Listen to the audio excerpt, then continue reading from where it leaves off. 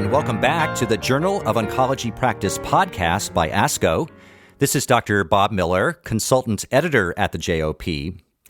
Well, tonight we're going to be talking about a topic which is pretty hot these days, which is social media, more specifically, healthcare-related social media. There was an article in the September 2012 Journal of Oncology Practice entitled Practical Guidance, the Use of Social Media in Oncology Practice. Now, this was not an evidence-based guideline, but rather it represented the impressions and consensus opinions of a working group which was composed of members of the ASCO Integrated Media and Technology Committee as it related to the responsible use of social media for the oncology professional. I'll say at the beginning, give you a disclaimer that I was one of the authors of the article, but I'm going to let my guests do the talking tonight. So let me introduce the people who were kind enough to join me this evening. First, with us from the Massachusetts General Hospital Cancer Center is Dawn Dizon. Dawn is a medical oncologist who focuses on women's cancers and female sexual health. Dawn, it's great to have you tonight. Thank you very much for asking. Also with us is Mike Thompson.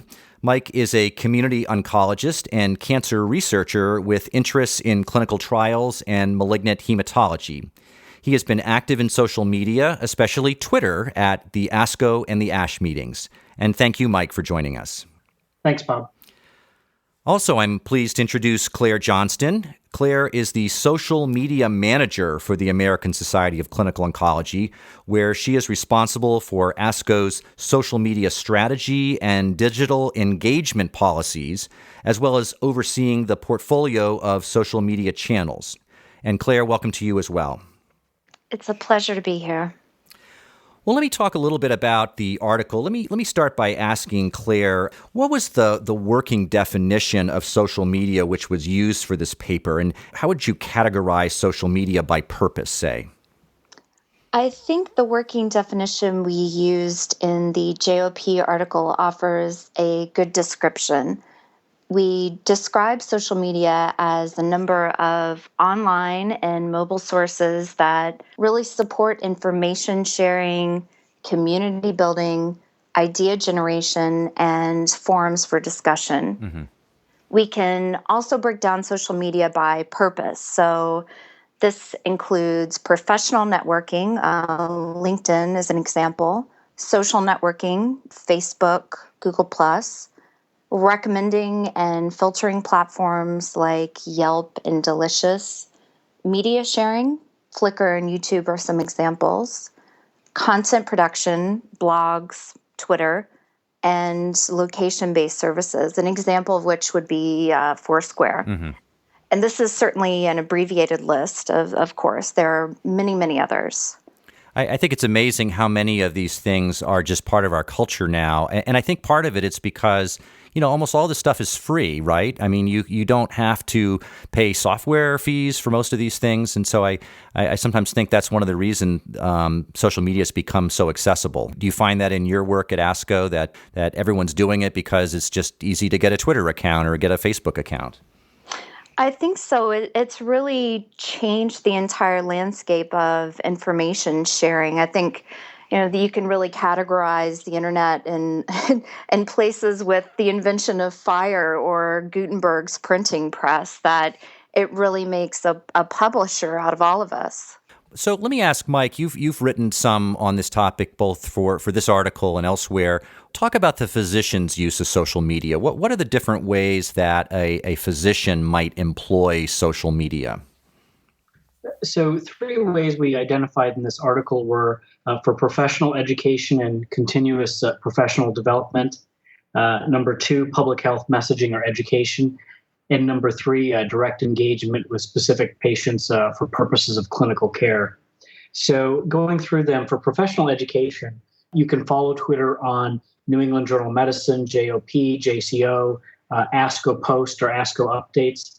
And much of that is not the formal continuous medical education or CME, but is usually more informal reading, such as you might do with reading journals casually, but you can do it often in a quicker way.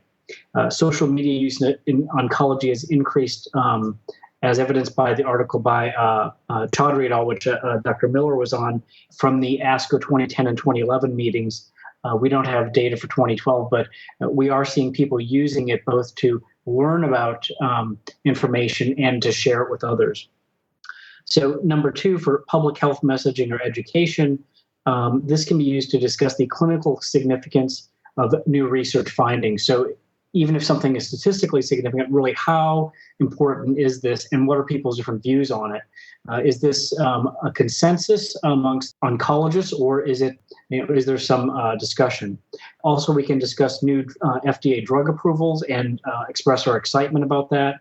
We can discuss general aspects of clinical care, such as supportive care, or I know Don has been blogging about sexual health and cancer, and I've had some things talking about CPR and how that relates. So I think we can share some of that information more broadly and quicker than we could by writing a formal paper. Mm-hmm. And number three is direct engagement with specific patients for clinical care. And I have not done this. I occasionally have had unknown individuals, which might be patients or family members, contact me on Twitter. And what I try to do is provide a general response or links to information, but not to engage in specific problem solving given the limitations of time, space, and the information content available I have about them. There are varieties of tele-oncology services which are being used at institutional levels, universities, and private companies to fill this interesting niche that's forming. So, Don, have you personally had any patients contact you in using any form of social media, whether it's Facebook or reply to your blogs? Any of your own patients try to interact in that way?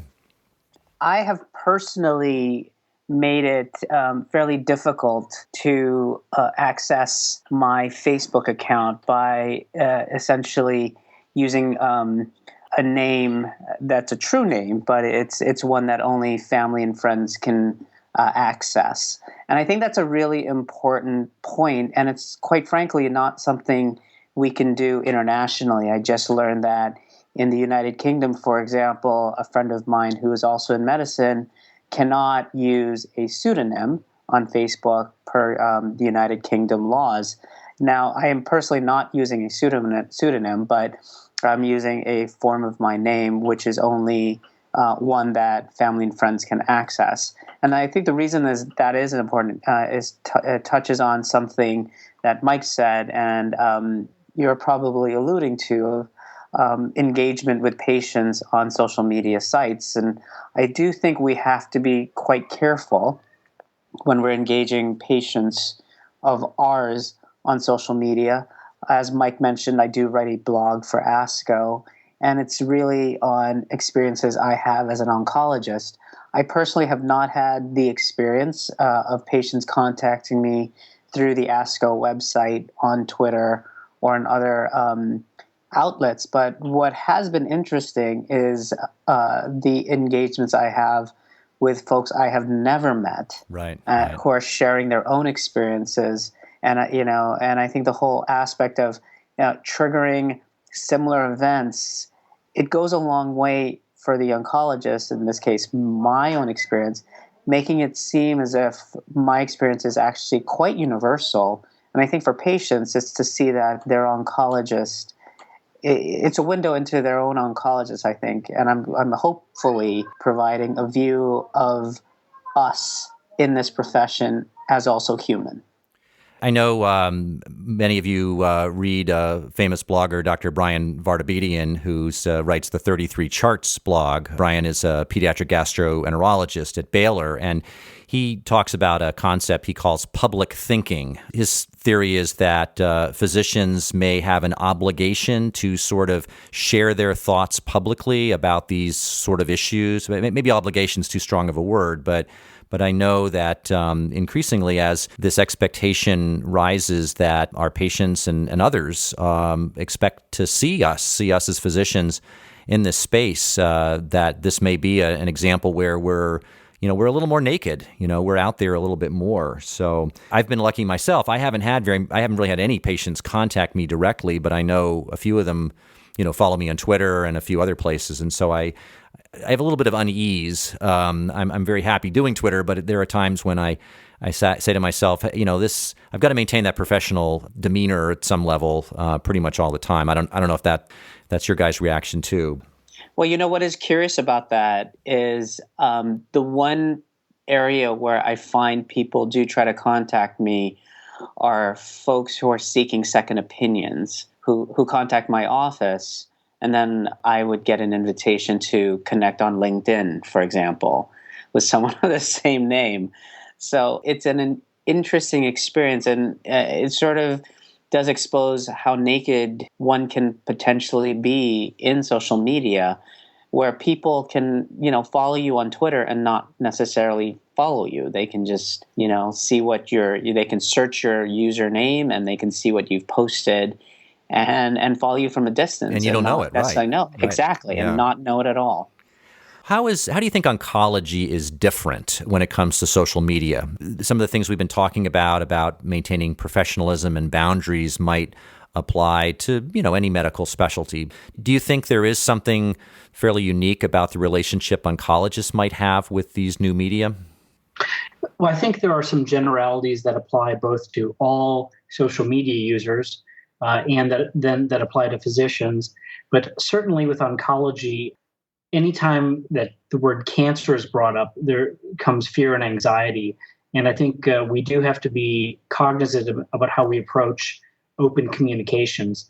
Also, there's much written, especially previously, about negative connotations and guidelines and rules with social media.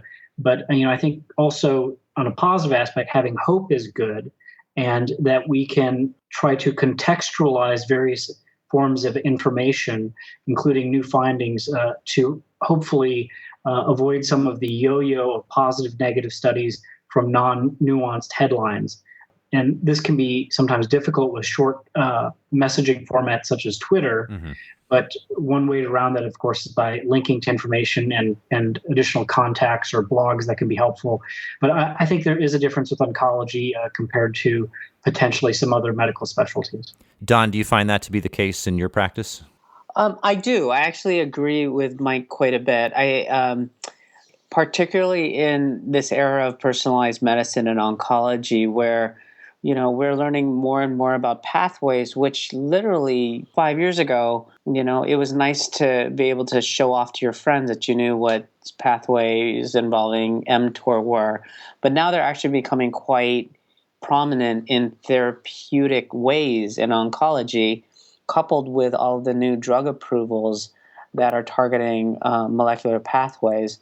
One of the ways I think, and Mike touched on this, that social media is very useful is contextualizing all of these developments, approvals, trials by, essentially crowdsourcing. So using social media outlets, Twitter, posing the question, what do you guys think about this data?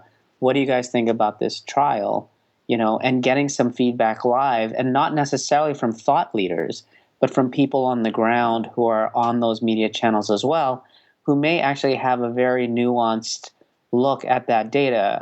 One of the things we argue and debate about all the time in academic lectures is survival endpoints. And when you ask those questions on Twitter, or a study comes out and says, oh, progression-free survival was improved by 2 months, and you see the commentary that comes back from all sorts of places, oncologists, nurses, patients, and advocacy groups, that can help inform an opinion about those data sets that are actually much more nuanced than one could otherwise get just from either the popular press or from editorials in the best journals in oncology.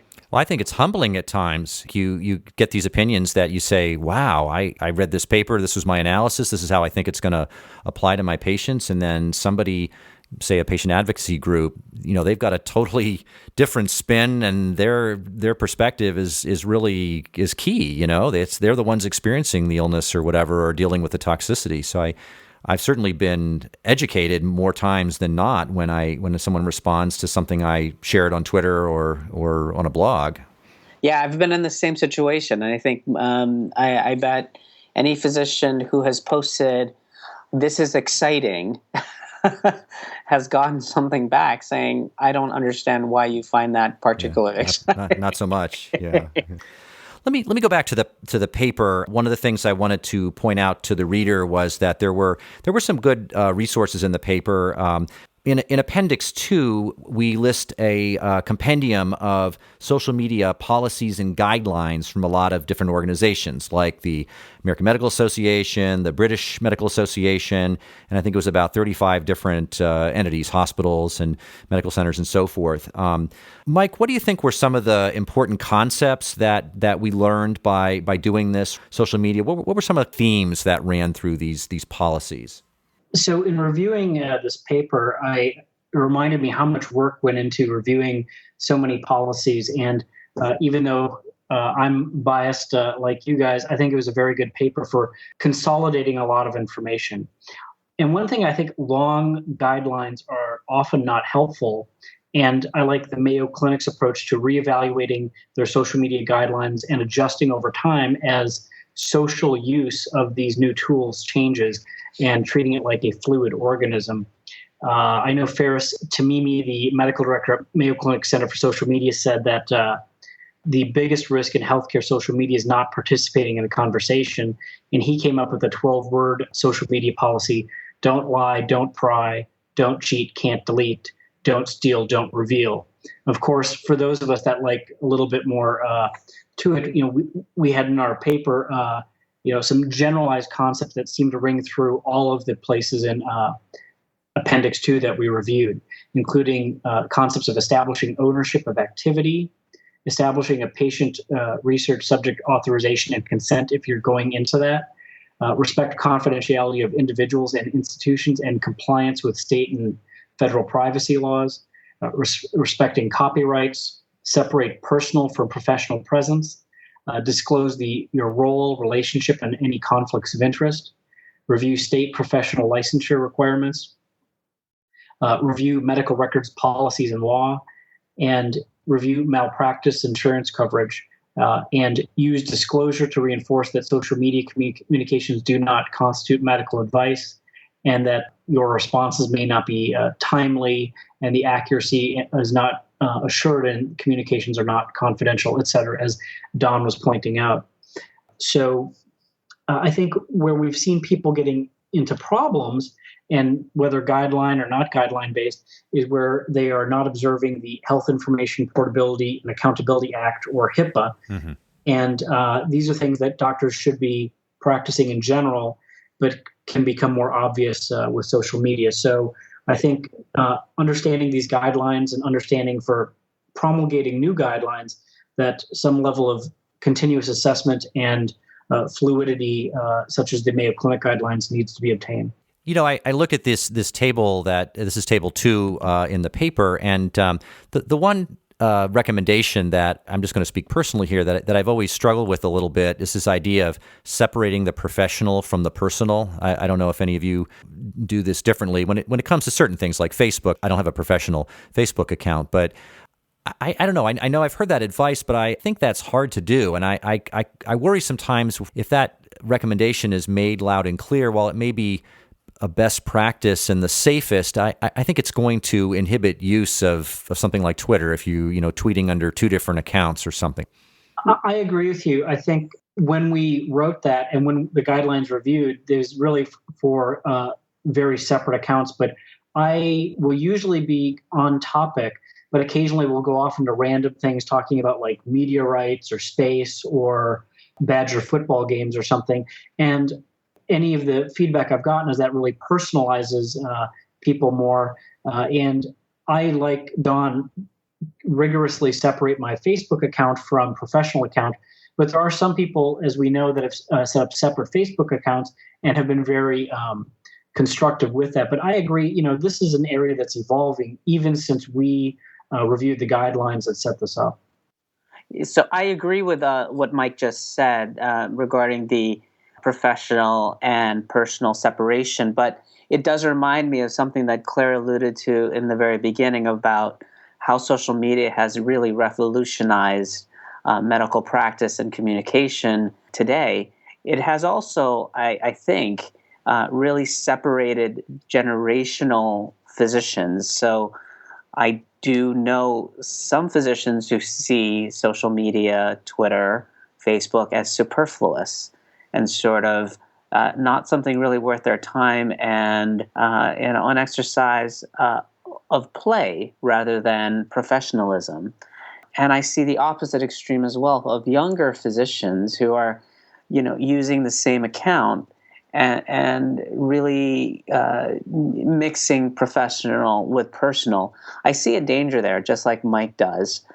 And I think the more you are aware of the power of social media, and certainly there have been experiences, very publicized experiences in the political arena, which show the power and the peril.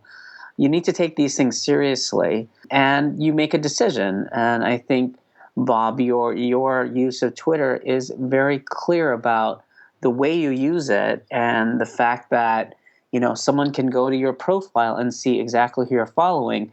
There is thought in who you follow and about what you're tweeting. It's thoughtful, and I think the one thing we wanted to stress in this article is, however you're using social media, you should be thoughtful, because this has the potential of really solidifying your reputation or very quickly destroying it. When a tweet is out, it is something that is out and cannot be easily retracted.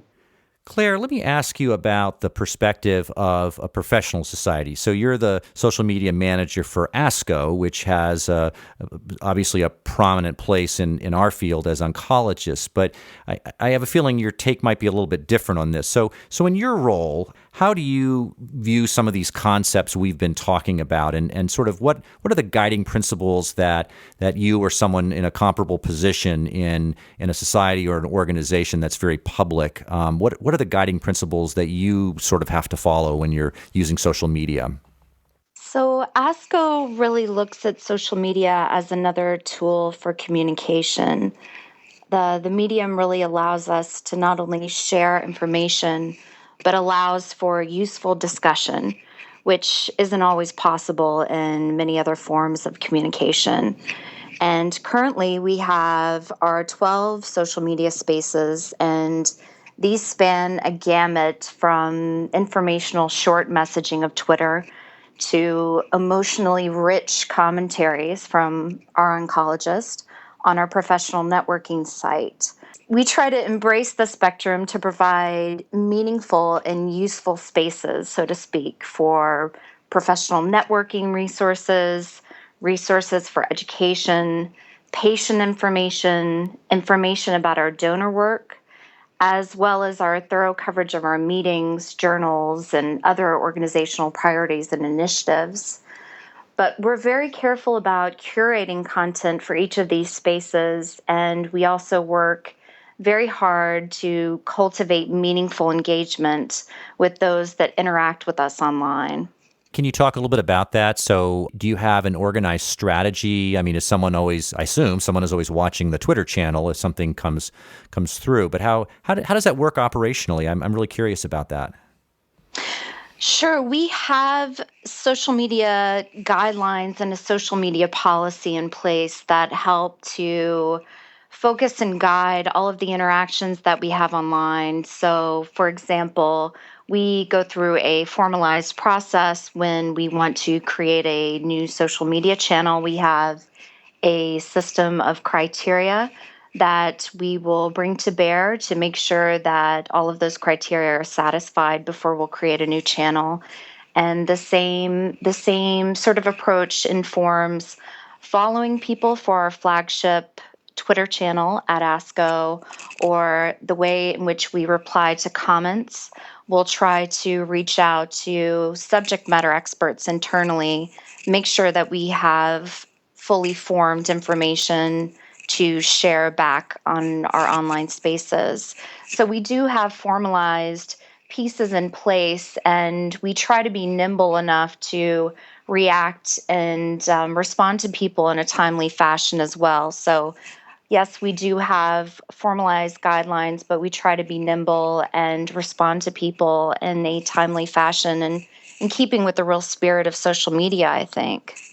Do you find that the comments that you get on social media back from the audience, if you will, does that sometimes move ASCO as an organization in a different direction by policy, or maybe not even at that level? But I mean, is there an opportunity for, say, a respondent on the Facebook page or someone tweeting back at you? Is there a possibility that gets pushed all the way to the top, to even the board or the CEO level?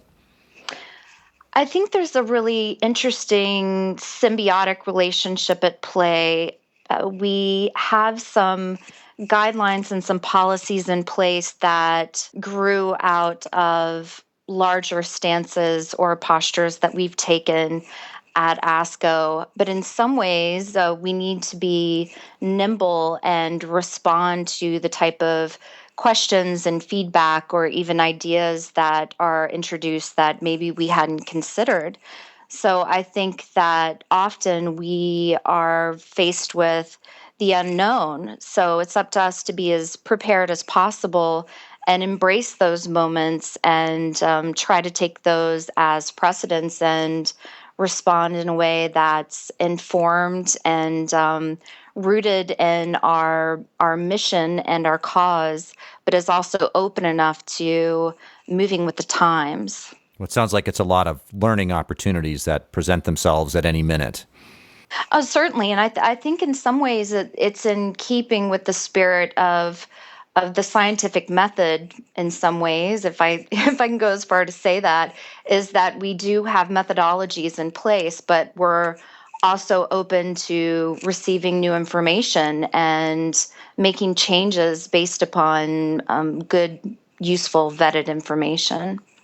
Let me ask Don about a related topic that the paper covered, which is the issue of clinical trials awareness. So I have a feeling that if any of our listeners read this article, that may have been an area that they weren't thinking about when it comes to social media. The paper talks a little bit about how social media can be used to raise awareness of cancer clinical trials and even improve recruitment under certain circumstances. So, Don, what special precautions do physicians need to keep in mind if they want to use Twitter or Facebook, for example, to spread the word about a clinical trial?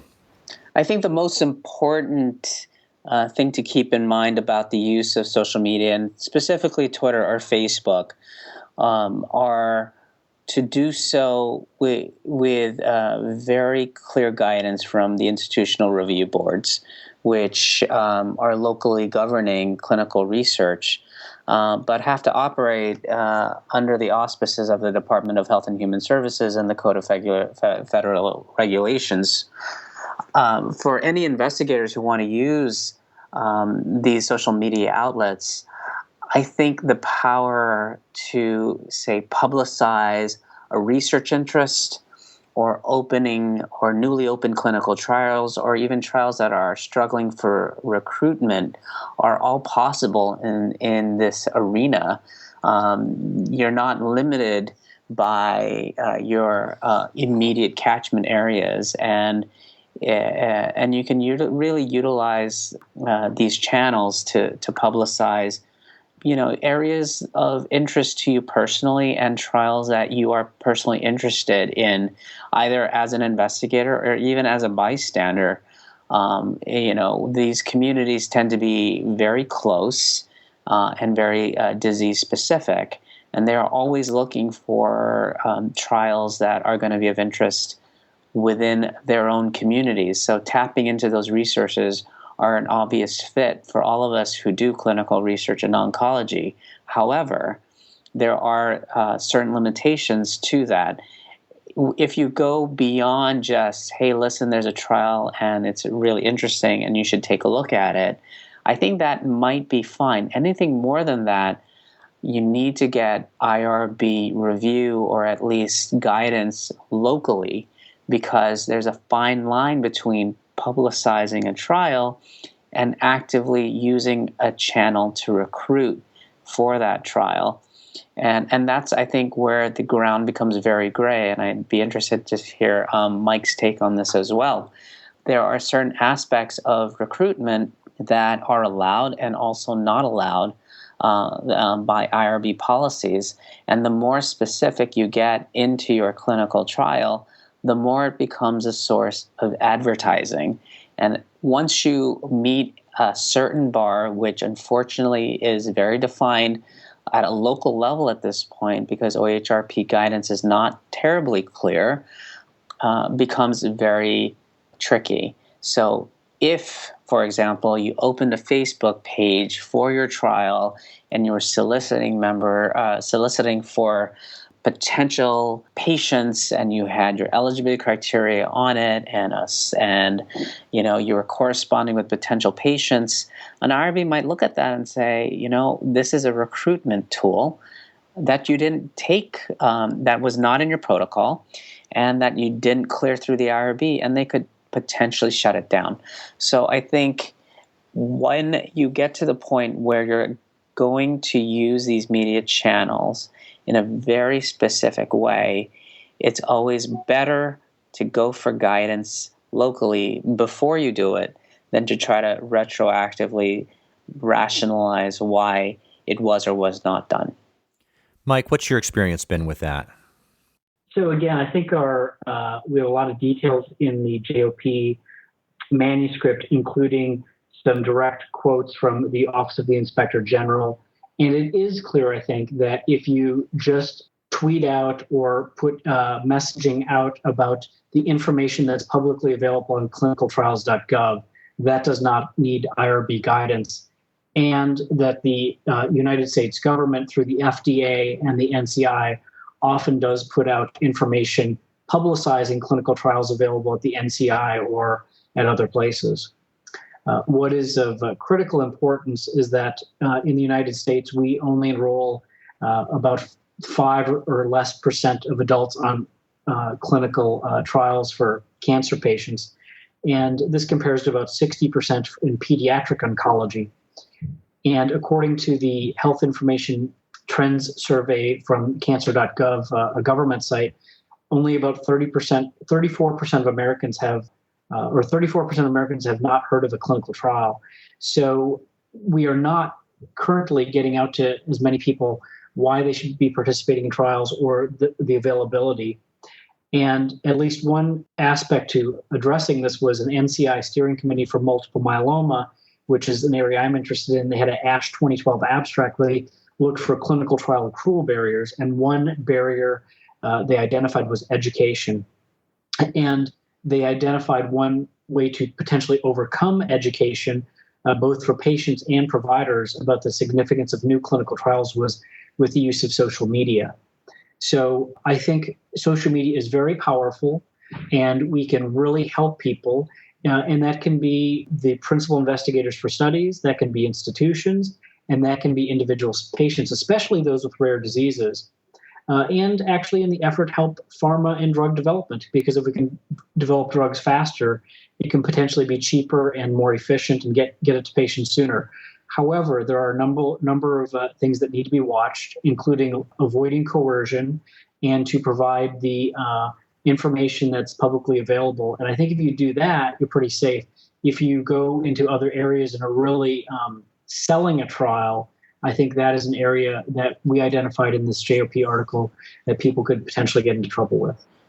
I would point the readers to Table 3 in the paper, which really goes into much of the details of what both Mike and I are speaking about in terms of using Twitter, blogs, and Facebook. And it really comes down to what Mike just said very clearly. If your institution or the public or the government feels your efforts have gone beyond just pointing people to publicly available information and crosses that threshold of, quote, selling a trial, that becomes advertising. And that's where it becomes very tricky. And the other thing I'll just quickly say, and again, we mentioned this as well, disclosure, which we talked about in the beginning.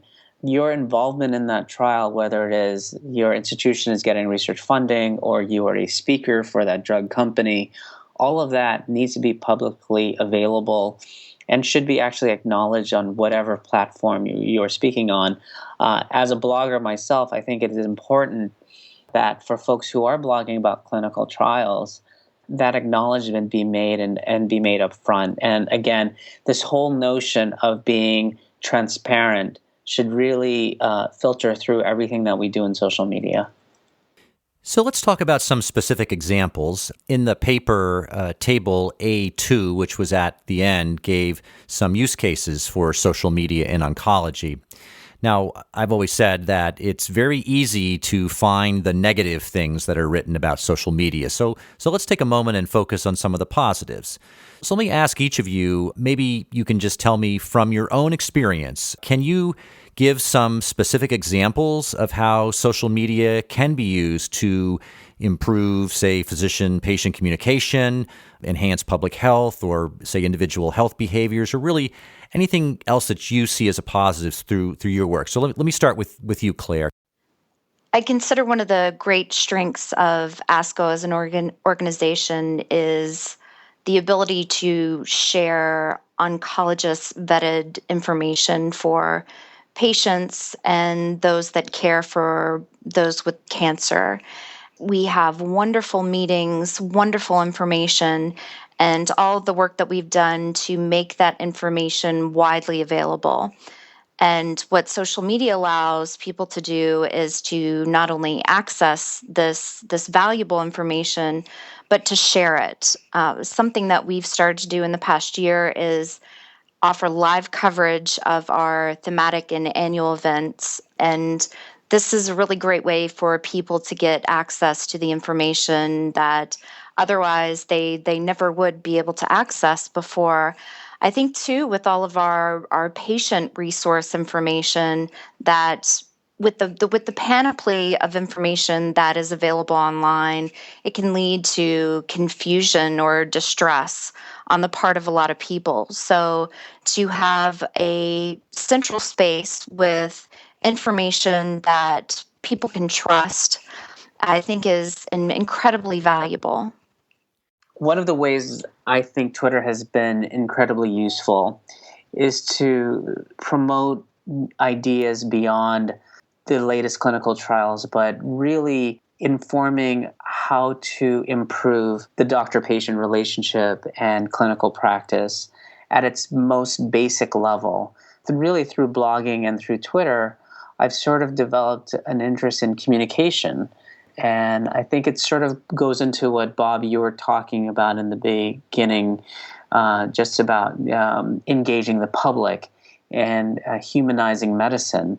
And I am hopeful that my efforts in promoting a new awareness of communication has been a positive one all the way around. So I work in a small town that people probably don't recognize, but I get to interact with people from all over the country and world, including the people I'm talking to right now. And that's amazing. So if I read something and I have a comment on it, I can post it. Much of the time it's ignored, but I can get commentary back. So there have been times where I've had thought leaders, including chairmen at top cancer centers, comment on things, and then that has later led to an engagement with discussing specific patient cases or something offline by phone or by email or whatever. And it's very valuable to be able to use intellectual curiosity and creativity to share with some of your peers. I've also gotten into areas where I didn't know as much, where I'm talking to basic research scientists that I otherwise would not have interacted with, and I'm getting up-to-date information faster than I would via listservs on email or websites. So I feel like I'm really cutting edge.